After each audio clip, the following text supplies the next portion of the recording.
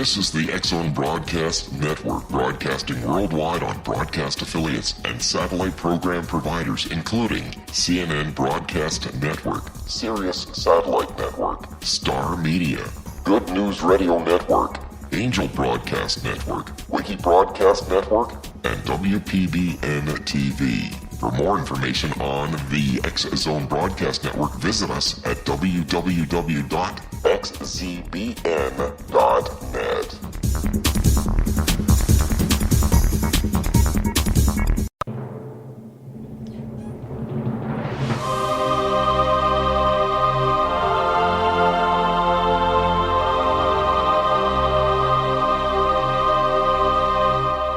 The Science of Magic with Gwilda Wiyaka is largely an opinion talk show. All opinions, comments, or statements of fact expressed by Gwilda Wiyaka's guests are strictly their own and are not to be construed as those of the Science of Magic or endorsed in any manner by Gwilda Wiyaka, rel-mar McConnell Media Company, its affiliated networks, stations, or employees.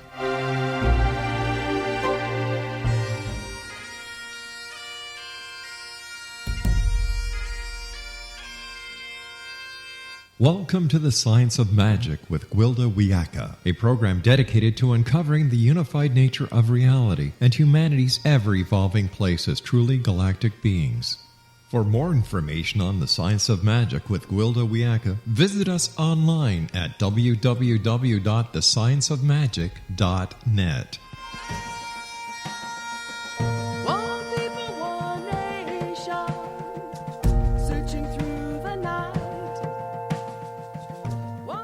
Welcome to the Science of Magic, a program combining the science and magic of today's leading topics to co-create new solutions and promote evolutionary thinking.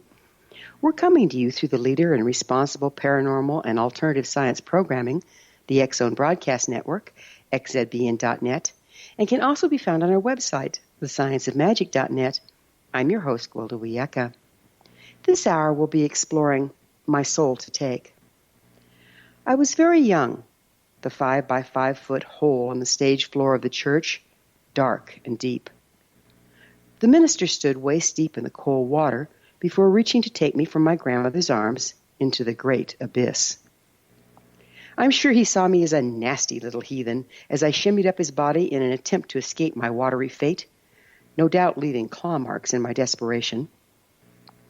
My terrified screams echoed off the vaulted ceiling until, with no little glee, he muttered something about sin and dunked me under, head and all.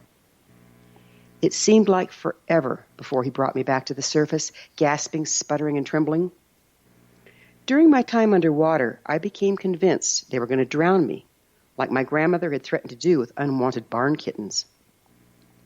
I left something in that watery grave, but it was not my terrible sin. I left my divinity. I left my connection with God. After all, in my little child's mind, if I was so defective that even God dictated they should drown me to wash away my sin, I must be bad indeed. I've been judged and found wanting. God found me lacking, not worthy to be in his presence.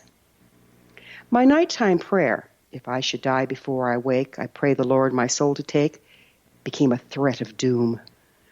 Through the experience of baptism, I became convinced God wouldn't take me.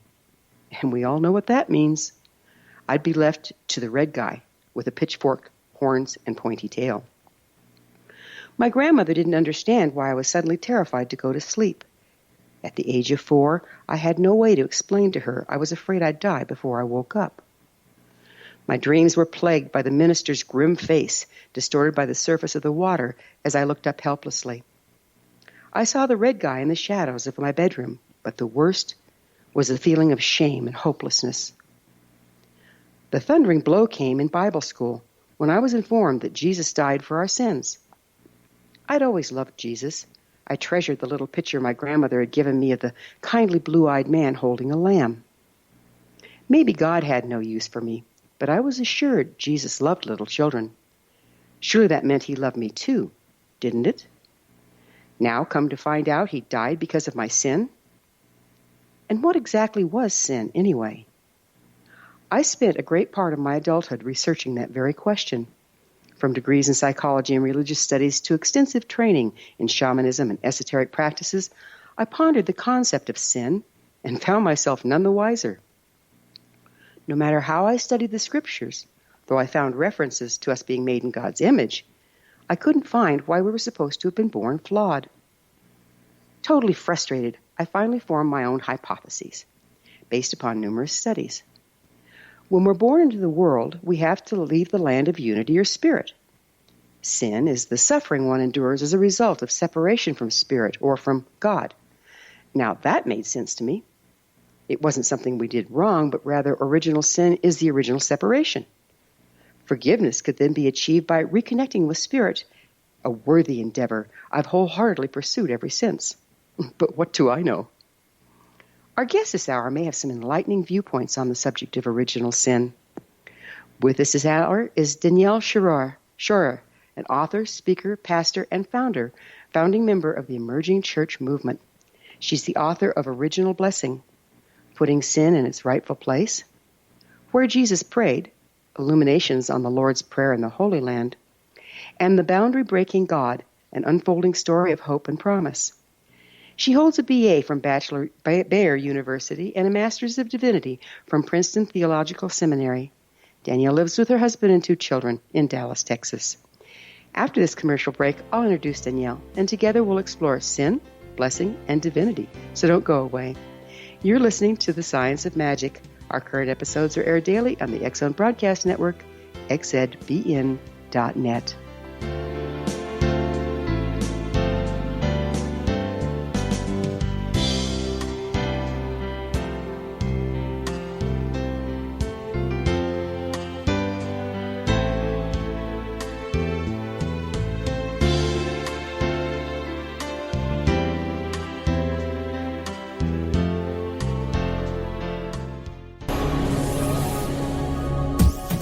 This is the X-Zone Broadcast Network, broadcasting worldwide on broadcast affiliates and satellite program providers, including CNN Broadcast Network, Sirius Satellite Network, Star Media, Good News Radio Network, Angel Broadcast Network, Wiki Broadcast Network, and WPBN TV. For more information on the X-Zone Broadcast Network, visit us at www.xzbn.net.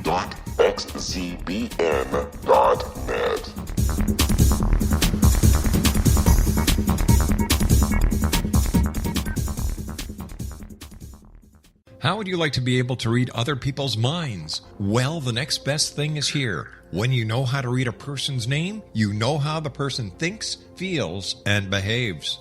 Each letter in our name holds a key to unlock our true essence. Our name contains both our gifts and challenges in this lifetime. Mnemology science discovers personality secrets hidden in the placement of the letters of our names, including the first and last impression people remember about us. Sharon shows us how to interpret the arrangement of letters as outlined in her book, Know the Name, Know the Person.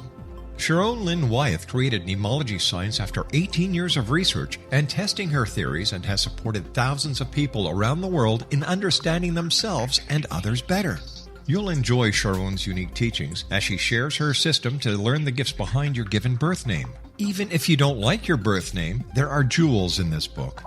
If you're thinking of changing your name, ready to name your child, or wanting to get along better with others, this is the book for you.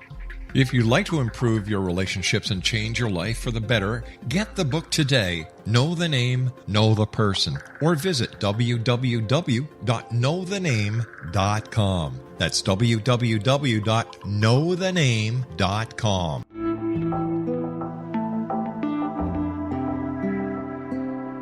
Take a step back in time and discover old Florida cuisine at Marsh Landing Restaurant in Fellsmere, Florida. Enjoy delicacies such as frog legs, gator tail, catfish, and swamp cabbage, or enjoy the more traditional cuisine such as hand-cut Angus steaks, ribs, and seafood. Join us for breakfast with a southern flair featuring sweet potato pancakes, biscuits and gravy, and much more. Planning a party? Marsh Landing's private dining rooms can accommodate groups from 8 to 80 people. While you visit, enjoy the historic pictures, artifacts, and stories that line the walls. Marsh Landing is truly a unique experience. Marsh Landing Restaurant, 44 North Broadway in historic downtown Fellsmere, or visit marshlandingrestaurant.com. Marsh Landing, Old Florida cuisine at its best.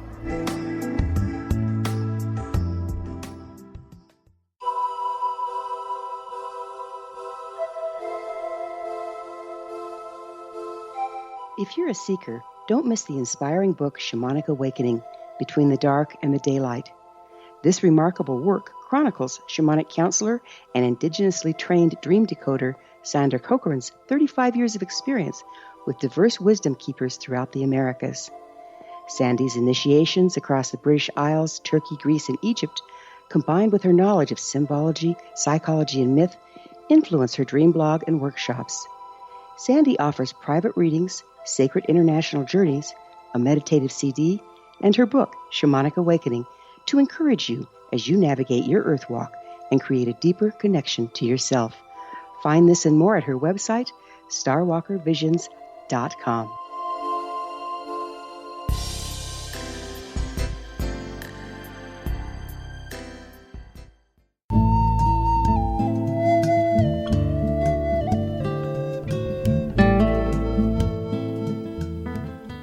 Welcome back. This is the Science of Magic, dedicated to unification and evolution of consciousness. I'm your host, Gwilda Wiyaka.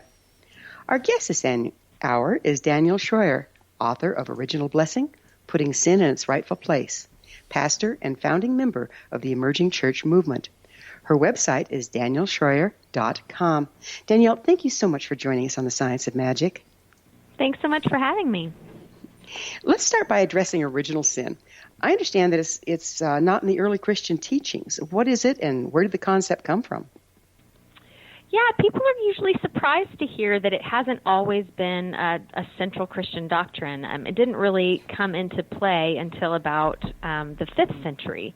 So for the first 400 years of Christian history, which if you think about it was kind of whether the time when either Christianity was going to stick around as a world religion for a long time or die out and kind of become a has-been of history, the church didn't hold to a doctrine of original sin. And even today, the Eastern branch of Christianity, Eastern Orthodox and Armenian Christian and the entire Eastern branch, they have never adopted the doctrine of original sin as a central thing. Now, they have a concept of sin, of course, but it's much more nuanced and healthy, and it's very different than what we adopted in the West. So, and then, of course, if we think about it, no Jewish person believes in the doctrine of original sin, and it was certainly their story first. And no Muslims believe in the doctrine of original sin either. So it's only just this little Western part of Christianity that has decided that that's what the story means. Well, my original teacher, I'm based in shamanism, my original teacher was a Lakota elder and shaman, and he was also a devout Christian, and he didn't really ever speak of sin at all. What is sin? Yeah, I have a couple of Native American Christian friends as well, and they're the way that they talk about sin, if they talk about it, is definitely much more healthy and nuanced. The broadest way of talking about sin, perhaps, is to say that it's maybe a movement away from life, is maybe the way that I would define it. So you move toward destruction or degradation or disconnection. And something that would move you away from that sense of unity, like you talked about, would be something that maybe one could label sin. Yeah, that's one way of looking at it. So, like moving away from your natural expression? Yeah. Yes. Yeah, that agrees with the shamanic viewpoint as well. As the stronger we are in our natural expression, the closer we are to the way we were made. And guess who made us, right? Yes, exactly. And a sin is something that takes us away from who we are, not something that expresses who we are, which is how I see that differently than people who believe in original sin do. So if we're standing more in the true expression of who we are, does that place us closer to all that is / God? Yes, and that's really my point in trying to encourage people to think about original blessing instead of original sin, because original sin starts by saying, hey, you're separated from God. There's this problem of disconnection that you have, and you need to fix it, but you can't fix it, so you need Jesus to fix it. But even after Jesus fixes it for you, you're still always going to be disconnected because you have this sin nature and it never goes away. Whereas original blessing is a way of saying, did you know that you were born connected to God and to all of creation? You were designed for connection. And regardless of how you're doing with that connection right now, know that that's actually the heart of your being. That's who you are at your core. And you can always return to that place. So what is baptism and where did it originate? So it's really interesting, actually. The whole concept of baptism has morphed and changed over the years. And, of course, baptism for Christians came from a Jewish experience of baptism, which was partly ritual cleaning in their understanding. And so there are just many, many layers, of course, in all rituals and what they mean. But at least in Christian experience, to me, there was this switch between baptism being a symbol of death and rebirth to baptism being a symbol of being washed away from washing your sins away. And of course, sin is always part of the act of rebirth. Like you say, okay, I'm having my sins washed away because it's part of being reborn. But it wasn't the central thing. It wasn't the main part. And I think what happened in Western Christianity is that they made baptism only about the removal of sin. And it was kind of convenient because you could only have that removal of sin if you came to the church and got it. So it was a nice little encouragement to get people to come to church because it's the only place you could get that washing that you needed. Yeah, and don't forget to pass around the plate, right? Yes, right. Yeah, make sure you're here. And by the way, here's your, offer up your tithes. Exactly. So I find it interesting the way that in the shamanic practice, in order to reunite with our natural expressions, sometimes there's rituals used that use the element of water or air or earth or fire. And water is really commonly used, particularly in Celtic shamanism, which is attached at the hip to Catholicism. So I wonder if those relate. What do you think? Yeah, I do think they relate, and I think there's something really powerful about using our natural world to reflect these large sort of spiritual realities that we're trying to express. I love the fact that ritual always pulls in something tangible, and to me, certainly in Celtic spirituality, water is really powerful, and even in like Jungian psychology, water is this deeply primal feminine energy that is about birth and rebirth. And so we can even connect it to that and say that there's something womb-like about this act of going underneath the water and coming back out of the water. So what does it mean to be saved? Well, that's the million-dollar question, right? I think it means something much broader than just Jesus died for your sins, which really isn't technically what the gospel says anyway. If anything, Jesus died for your death, I would say is maybe more specific. And certainly, again, your sin is caught up in that. But it's an act of saying being saved is the practice and act of allowing God to help you reconnect with all things, but also your own human choices in connecting to those things that are going to bring you life. And so salvation is something that's done to you by God. I would say there's something that's like that we can't do about it, but it's also something that we are designed to do. And so we are active in our own salvation as well. And I think we underestimate that often in the way that many Christians in the West talk about it. So are you talking about salvation like the act of reconnecting with all that is? Yeah, I would say it's simply the act of deciding to move toward life in all the things that you do. That's the end game. I mean, the point of life to me, at least in Scripture, is life and wisdom. That's why we're here. And so that has to come through connection with other people. What benefit is there in convincing us of our supposedly sinful nature? What was the purpose of that?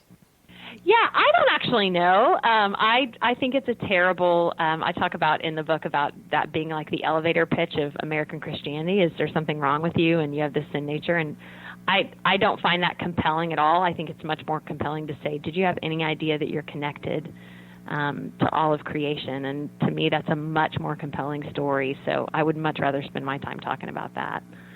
Well, it does make a lot more sense in the Scriptures where it says we were created in God's image. Yeah, definitely. definitely. And although some people that maybe would believe in original sin say, yeah, we know that we were created in God's image, but then something changed, I would say, well, no, nothing changed. You can read Genesis 3 a million times, and there's no way in which it says that image of God was tarnished or harmed or permanently disfigured. It's just not in that story. So I think that's the thing that we rely upon. Yeah, I want to go into Genesis 3 later because that's a fascinating place to start. So, But what can you tell us about guilt and shame and how it's being used to control? Yeah, I do think that what's unfortunately happened when you focus on sin as like the big issue instead of it being about life and death and life being, of course, about connection, what ends up happening is that it's similar to what you were saying in your own experience, that there's a sense in which you feel like someone's out to get you, and that someone is God, which is, terrible because we're supposed to have this, I think, benevolent view of the Creator, and instead you have this deep fear and this sense that you just aren't ever going to be good enough. And it's really hard to be able to live rightly and to make those choices about being a person who seeks life and who seeks justice and goodness and connection when you feel like there's always something wrong with you. And so, I think it's just an incredibly harmful view to claim that there's something innately wrong with us. It seems like one of the arguments I've heard towards guilt is that it controls people and keeps them from doing bad things. Do you think without guilt to control them, people would do more bad things? I think that people make worse choices out of guilt and shame, actually. I think that if you really want to see people make wise decisions, or if you think of the people that you know who seem to be the most wise in the way that they choose to live their lives, they're not controlled by guilt or shame. And so I think there is something to say about people being certainly controlled by fear. I mean, if you look around America right now, we certainly see signs that people are allowing their anxieties and fears to dictate their actions in ways that aren't healthy or helpful. That isn't the best way. I just don't think that's the way we're supposed to be living. So guilt is pretty darned uncomfortable, and pretty soon we end up trying to get rid of it by projecting it on others. Do you see that as how we're acting out in a bad way as a result of guilt? Yeah, I do. And there's, I don't know if you've heard of mimetic theory. René Girard is a philosopher, but he says that basically there's this scapegoat theory that we all live into because of this guilt. And he says, we'll always find some scapegoat to put our fears and our blames on because we don't want to have it. And I think that's true. All the ways that we scapegoat other people and sort of make other people be paid and pay and be punished for the things that we're afraid of, that all comes, I think, from that place of feeling out of control of our own lives. And I think that if we empower people and say, you have what you need, everything is available to you, then we actually can release our sense of anxiety and make healthier choices. So we have just a little bit left in this segment. Isn't shame playing in here? The shame and combined with the guilt, creating the projection. Oh yeah, I mean absolutely. And it's as a pastor, I had so many people that were what we call recovering fundamentalists come to my church, and they had just been told for so long growing up that there were these things that were wrong with them that it just took so long to get out from underneath that shame. And, it's a beautiful process to watch when somebody finally decides to let go of that because you see who they are actually start to manifest. You see them become creative, and you see them become empowered, and you see them just start to shine. And to me, that's the benefit of saying, this is not something worth living into. This shame is too heavy for me to bear, and it's unnecessary. We're going to have to take a break. Danielle and I will return to our discussion on the other side of this break, so don't go away. We're coming to you through the X-Zone Broadcast Network. Don't miss the other fine shows and hosts on xzbn.net, and there's a gang of them. You're listening to The Science of Magic, your resource for creative solutions in a changing world, thescienceofmagic.net.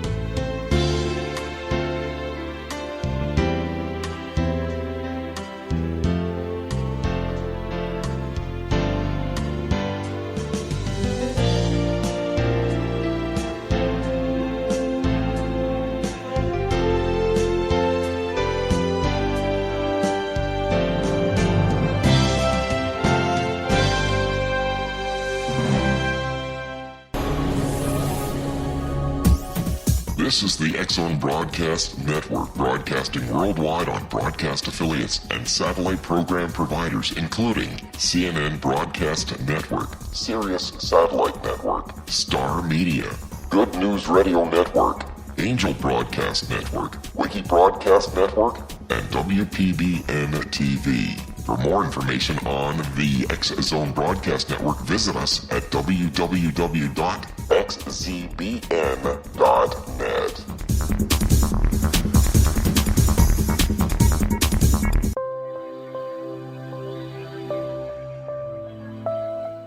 There's a legend shared by many indigenous cultures of a time when the nations were cast to the four corners of the world.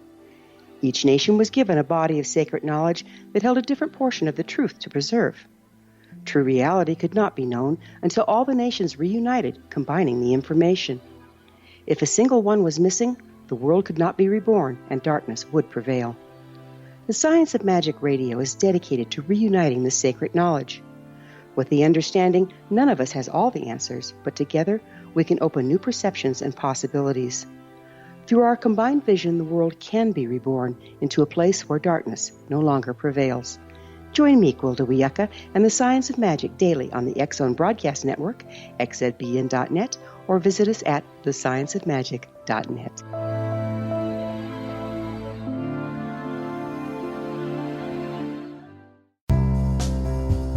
Gibbs A. Williams, Ph.D., is a practicing psychoanalyst, supervisor, researcher, and author in New York City.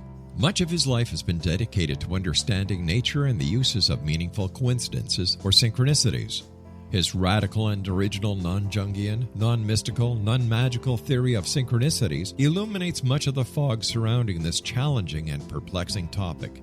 His ideas and manners are fresh, presented in a style that is both entertaining and highly informative. He is also an expert on crisis intervention, specially focused on violence reduction for the police and citizens, mastering anxiety, frustration, and stress without the use of medication, and effectively preventing and treating heroin addiction. Dr. Williams can be contacted at his email address at gwwilliamsny11@aol.com or visit his website at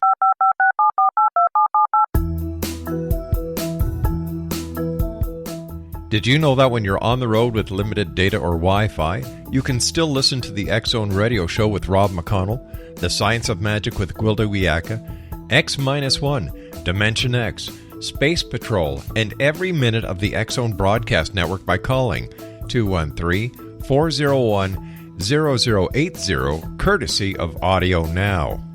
No smartphone, app, or internet needed. It saves your data plan and it's free if you have unlimited minutes. Call 213-401-0080 to listen on any phone, anytime, anywhere. Remember 213-401-0080 for the best of the paranormal, parapsychology, and sci-fi radio programming anywhere, 24/7, 365.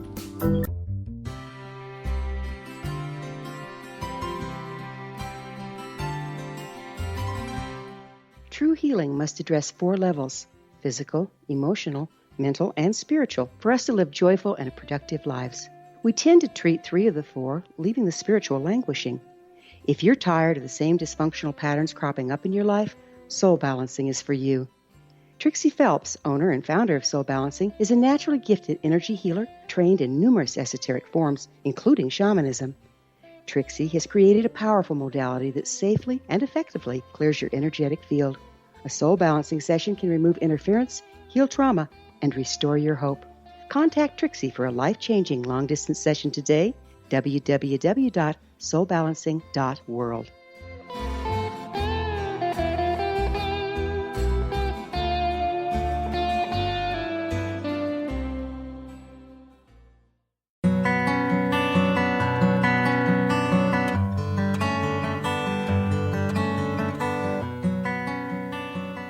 Welcome back. This is the Science of Magic, a place where magic and science come together to promote enlightenment. I'm your host, Gwilda Wiyaka. We cover what's hot.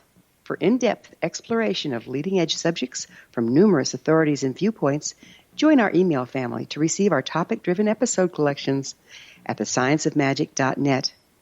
Our guest this hour is Danielle Shroyer, author of Original Blessing, putting sin in its rightful place. Danielle, let's talk about physicality. Again, my shamanic teacher said that God put us in bodies because we needed to be the bridge between spirit and the mundane. Do you see the current interpretation of sin causing us to judge against being in physical form?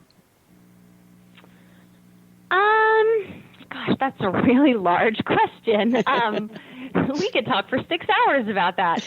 I would say that, in my view, our human bodies are good, and they don't keep us from doing what we need to do. So we are capable of channeling the divine through our bodies, not despite them, if that makes sense. And so, of course, I'm a follower of Jesus who thinks that in whatever form Jesus connected human and divine, that is actually something that we're all capable of living into as fully as he did, and that he actually tells us that, like, you will do even greater things than I have. And so I don't see the human body as something that we have to overcome or that we even have to see as secondary in any way, but that it's actually designed to be empowered by Spirit. Yeah, all his miracles happened through his body, didn't they? Yes, and in very physical forms, like picking up mud and, washing in water. Again, that water comes back and is in that way a symbol of healing. And so I think there's something wonderfully tangible about all the ways that Jesus was present to people. So where did the concept of him dying for our sins originate? What's that about? Yeah, that's another $1 million question. He certainly talked about dying for our sins as being part of it, but it was also, I think, an act of him being in solidarity with human suffering. We're all happy to say that Jesus was in solidarity with human joy or with human goodness or whatever, but the difficult times when we really are in dark places, to know that the divine one is present to us in those moments is really powerful. And so to me, what the cross shows is deep solidarity with humanity, even at our worst, that even in those places we're not beyond spirit or beyond goodness. Yeah, beautiful example. So let's go to Genesis 3. Tell us about your understanding of the story of Genesis 3. Well, actually, I just returned to not only the early church understanding of Genesis 3 in a lot of ways, but also a Jewish one. I studied Hebrew in school for a long time and really just fell in love with the Hebrew language. And it's hard to read Genesis 3 and get any sense in which you come out with the idea of original sin, because it's just not in there. It's not in the story. So to me, Genesis 3 is a story of coming of age. It's the story of two humans who are, of course, symbols of humanity in general, and they had a lovely childhood growing up in this garden where they were cared for and loved with this divine parent who gave them what they needed. But it was time for them to individuate and to grow up and to have to make the same kinds of decisions that they made in the garden outside of the garden. But if you read the text, it's obvious that they were never supposed to stay there. Like, God created this whole world, and the garden was only one part of this world. And so even when God, we think that a lot of the translations that we've read in the Bible say that God banished them, but actually it was God sending them away. And there's this sense of, like, peaceful benediction, like, go forth and do what you need to do.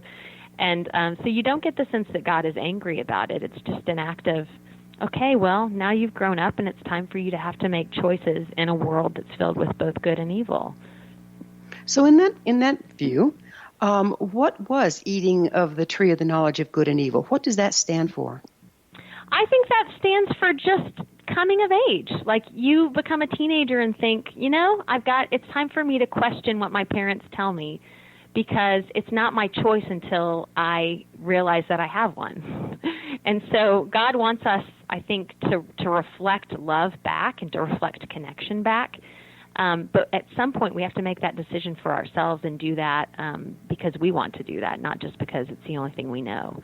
And so to me, the knowledge of good and evil, that tree, is we have to partake of that and imbibe that for us to actually grow in wisdom. So it's kind of like polarization and judgment, good and evil. are you saying that we have to move into polarization before we can evolve back into unity? Well, yeah, I mean, I would maybe say in a Jungian sense, it's like you have to confront your shadow, maybe, that there's this sense in which you don't negate the parts of yourself that are maybe going to sometimes make the wrong choice, or the desires that you have that are sometimes good and sometimes geared towards things that are destructive.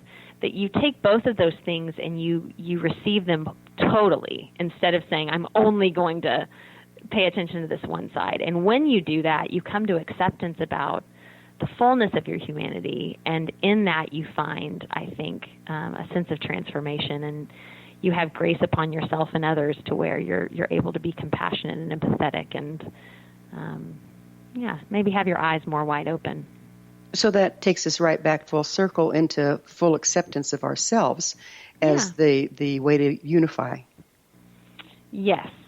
And I think that's what makes justice possible. Like we can see injustice in the world and say, that's not right, which is a negation, but it's an important negation because it's standing up for life and connection. We say we see that disconnection and we're not okay with it. And so I think that eating of the knowledge of good and evil is an act of saying we're making space for all kinds of things, rebellion, yes, but also justice, and that's important. You can't unify a thing if you can't see it, right? Yeah, right. And there's no sense in which, as innocent as kids are, I mentioned Peter Pan in the book because I think it's a good example. Like, if you just are unwilling to grow up and see the world in all of its fullness, goodness, good and bad, you end up being Peter Pan, and that's nobody's desire, right? The way that you become someone like Gandhi or Thomas Merton or the Buddha is because you've seen and experienced all of human experience, and then you're able again to move toward unity even despite that, and that's the real maturity, I think. Many spiritual texts and teachings and stories contain messages that are metaphorical. Do you see some of the biblical references as allegories?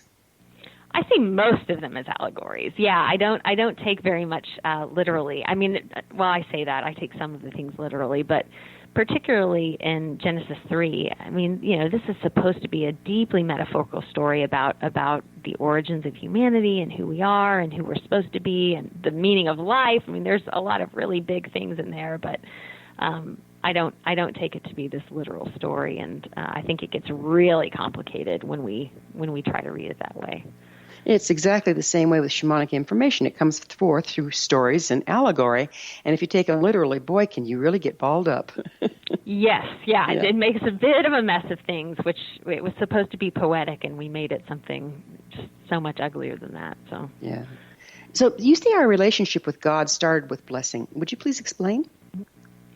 Yeah, I say that the easiest definition of original blessing is that we're in a relationship with God, and God started it, and God is sticking with it.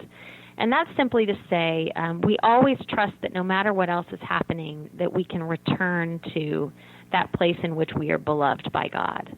It's very similar, actually, to the Buddhist concept of basic human goodness, that there's a sense in which we have basic human goodness that resides inside of us, even if we're not acting out of it. We can always choose to return to basic human goodness. It's always available for us, and I would say that's the same with blessing. So if we are born unified with God, but then we, through the bumps and bruises and shame and blame and all this stuff, disconnect, it doesn't mean God's not there. Is that what you're saying? Yeah, it means that God is always present. And then even if we are trying to disconnect, and we have to acknowledge the times when we do move toward disconnection, like I said, in places of injustice, or when we violently do harm to others or to creation. That we see the signs of that. We see what happens when those choices are made. But we also trust that God never severs that connection with us, that there's no way in which we get lost to the presence of God or to the divine in us. Tell us about one of your favorite verses from reading the book, Isaiah 43, verse 1. Why is that so profound? I talk about in the book how I was a chaplain for people with Alzheimer's. I was in a retirement community, and that's the verse that I probably said over people the most often, and I'm not one that goes around quoting verses, but I think it just feels so deeply personal because it's God's acknowledgement, like, I know you. You are beloved. You are mine. I have called you by name. And I think really that's what we need more than anything, most of all. We need our parents to say that to us. And if we didn't have our parents say that to us, we feel this sense of loss that we didn't have unconditional love given to us as children. And I think that's what God seeks to offer to us, is the sense of you are loved simply by being alive, by breathing. You don't have to earn it. You can't lose it. You can't do enough bad things to go away from it. I've called you by name and you're mine. And I think that when we rest in that, we can make better decisions. It is such a beautiful verse, And the concept of being whole within yourself and being okay like you are is viewed as a shamanic access to the other world, that you can't move through a facility that isn't accepted and embraced. How does that relate to what you're telling me?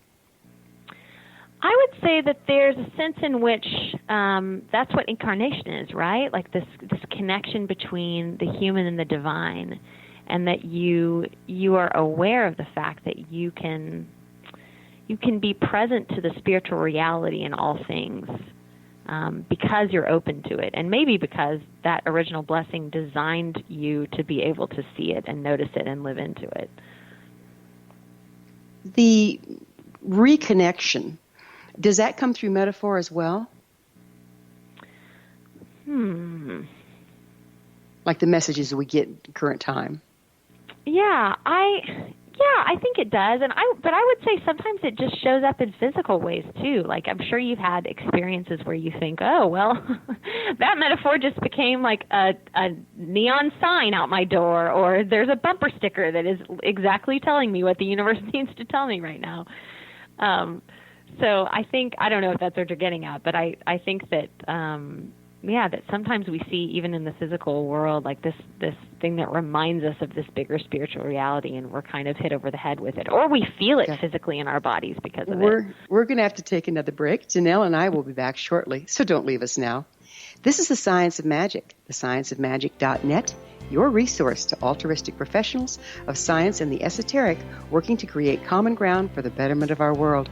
We're in this together. Your thoughts are very important. If you have any comments or topics of interest to suggest, please email me at info@thescienceofmagic.net.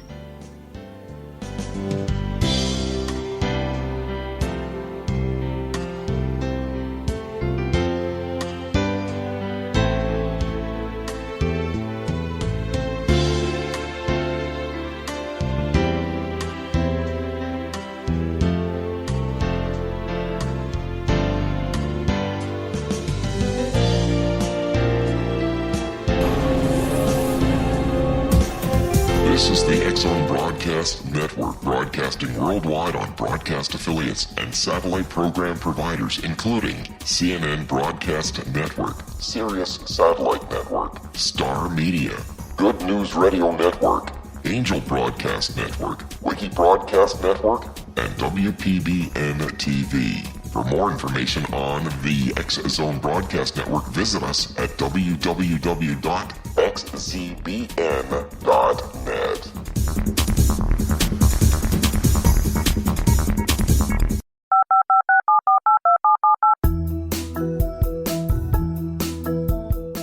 Did you know that when you're on the road with limited data or Wi-Fi, you can still listen to the X-Zone Radio Show with Rob McConnell, The Science of Magic with Gwilda Wiyaka, X-1, Dimension X, Space Patrol, and every minute of the X-Zone Broadcast Network by calling 213-401-0080, courtesy of Audio Now.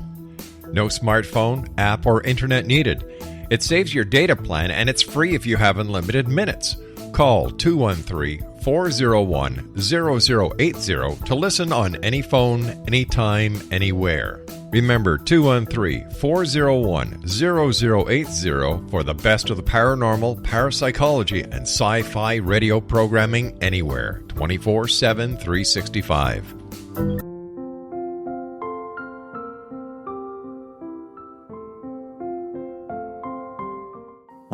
Dr. Carl O'Helvey, founder, president of a new cancer foundation focusing on evidence-based physical, mental, and spiritual interventions, including natural cancer cures, prayer, meditation, affirmations, nutrition, and other related holistic cancer prevention and cure modalities.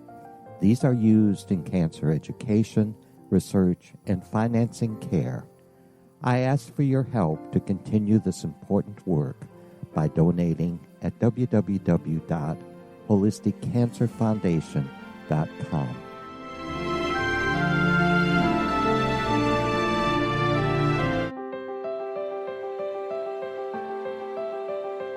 Wouldn't you love to know the secret to everything? I'm Dr. Kimberly McGeorge, and on The Secret to Everything, we will merge the practical with open investigation into all realms of the mysterious.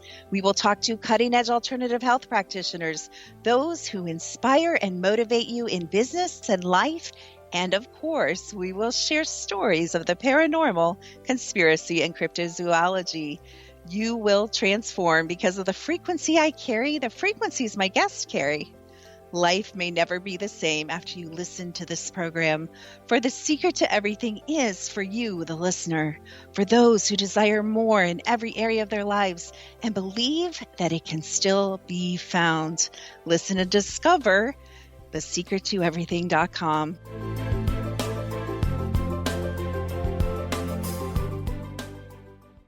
Little children aren't the only ones afraid of the dark. Millions of soldiers return from war zones with PTSD, anger, frustration, fear, and loneliness, much of which surfaces during the darkness of the night. You have the chance to change the lives of these American heroes. Songs and Stories for Soldiers.us provides free MP3 players for these men and women.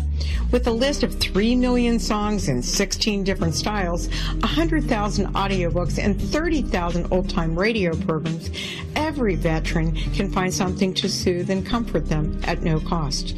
All our players contain an 8-hour audio program designed to help veterans fall asleep. With 1,500 plus vets now participating, it's our goal to deliver 10,000 audio players this year. Go to our website at songsandstoriesforsoldiers.us. Help us help a veteran make it through the night.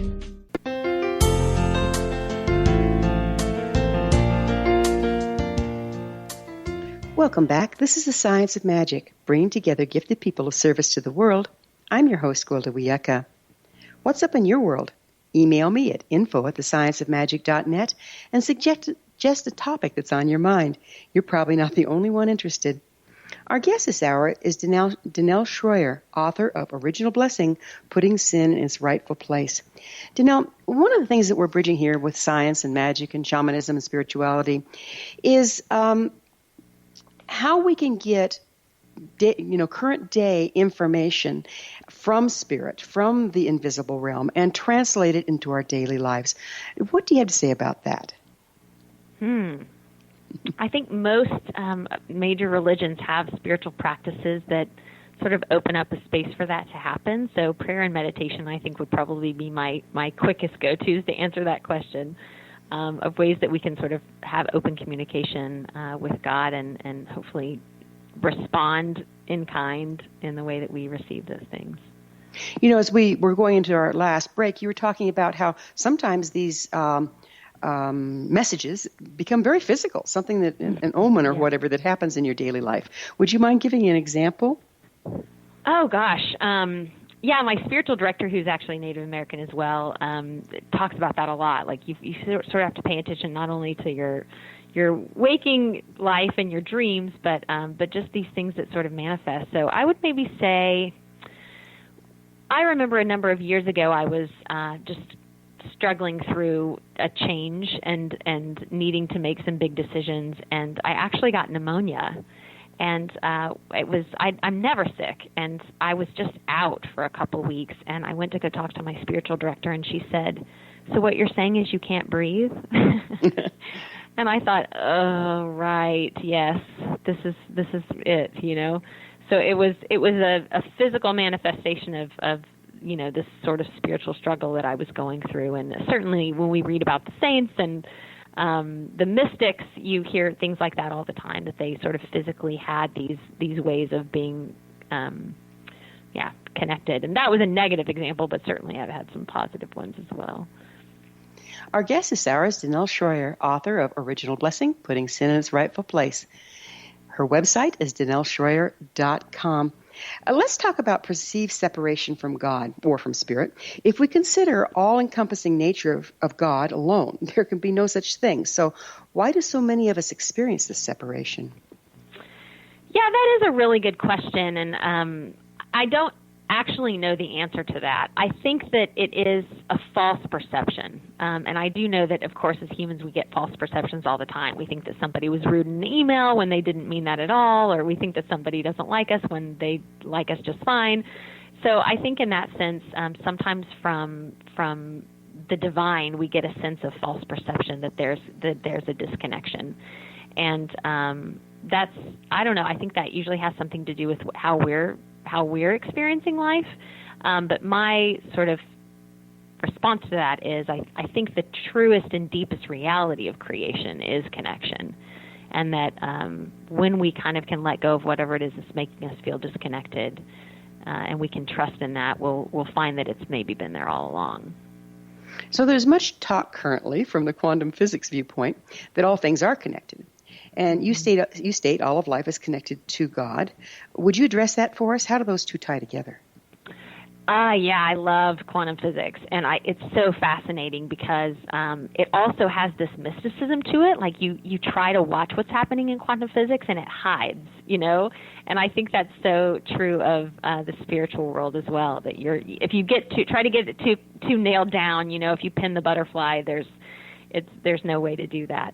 But yeah, I do think that there are these sort of multiple layers of reality going on at all time. And of course, yesterday we found out that there are all these other planets that are potentially habitable that they just found. Did you hear that news yesterday? No, that's exciting. Yeah, 3 for sure Goldilocks planets that are capable of producing life in the TRAPPIST galaxy. But anyway, we're learning all the time that we really don't know as much as we think we know about the universe. But what we do know, it does so point deeply to connection. And so I think even when we're not feeling that emotionally, we can sort of rely on the science of the thing and say, connection is the fabric of the universe. That's just the truth. Isn't it fun to watch science and magic or spirituality come together in these days? Yes. It's always really enlightening. It really is. Let's talk about love. Where does love play in here? Well, certainly love is about blessing, about resting in that sense that you are loved no matter what. And I do think that that's the way that we can stay connected to one another and to creation, is that we seek to do right by the environment, because there's a sense of belovedness that we have for the trees and what they provide for us, and for the water and what it provides for us. And that, of course, there's a sense of belovedness that we receive when we are sitting at the top of a mountain and looking over all of that beautiful creation and acknowledging that. So I do think that love undergirds and allows for creation, or for connection to happen. So how does God relate to love? Well, I think the simplest definition of God is love. So to say that God is love is to say the way that I talk about the Spirit is that the Spirit is the love that is connecting you and I. That place of connection between us is the act of love, and that's where the Spirit is present to us. So to me, I think that God is the love. You say, and I quote, every religion in the world lives at the intersection of the presence of the divine and the reality of humanity. Would you explain what you mean there? Yeah. We're constantly trying to make sense of the ways that we bump up against the spiritual and the bigger than us. And so I think to me, all the interesting questions that we have in the world come at that intersection where our human experience bumps up against something so far beyond human experience, and that we're constantly playing around in that playground, because it's kind of an endless one. You know, the past hour talking to you, it sounds to me like you're dancing where all spirituality meets, not just this faith or that faith or the next faith, but where all spirituality comes together. And how did we get so off track from that? How did we get so mired in original sin and all these concepts? Yeah, it is a great question, and I don't know. It saddens me to think of how Western Christianity has become so mired in something that I perceive to be so negative and so against the task of humankind. And I don't really know where we got here, how we got here.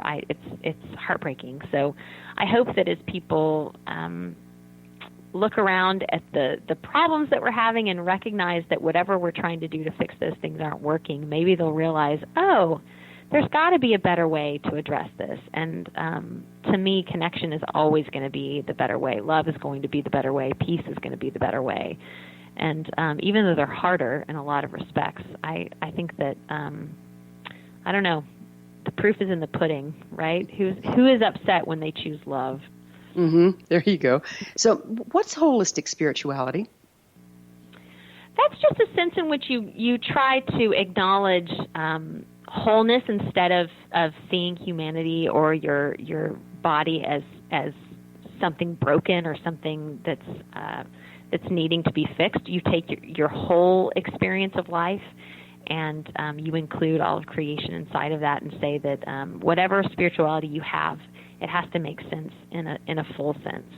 And so instead of saying you're wrong or you're bad or you're separated or disconnected, you say instead that there's a wholeness that's integral to the way that the world is made, and that is where you're supposed to find yourself. We have about a minute left or two.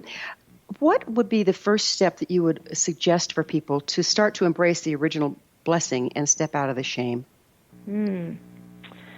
I have often encouraged people, if they do feel like shame is overwhelming them, to just take 5 minutes a day and to sit in meditation and just to allow that word beloved to be spoken over them. That Isaiah passage that I have called you by name, you are mine.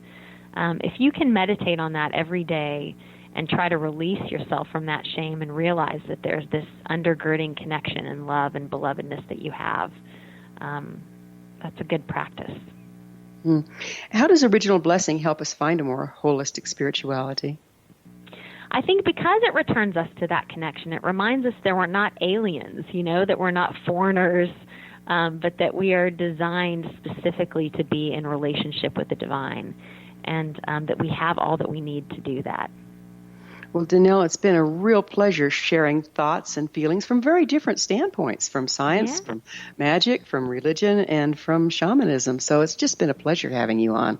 I can't thank you enough for being here. Do you have anything? Thank you so much. Yeah, do you have anything to share in parting? I just want to thank you for having me on today. It's been an interesting conversation. It's been a lot of fun. Hopefully we'll do it again sometime. Our guest this hour has been Danielle Shroyer. She's the author of The Original Blessing, Putting Sin in Its Rightful Place. She's a pastor and founding member of the Emerging Church Movement. Her website is DanielleShroyer.com. That's DanielleShroyer.com. This has been The Science of Magic. For in-depth exploration of leading-edge subjects from numerous authorities and viewpoints, join our email family to receive our topic-driven episode collections at thescienceofmagic.net. Love to hear from you. Comments, questions, suggestions, email me at theinfo@thescienceofmagic.net. Till next time, dear ones, may you be blessed with knowledge and comforted with love as you embrace the original blessing.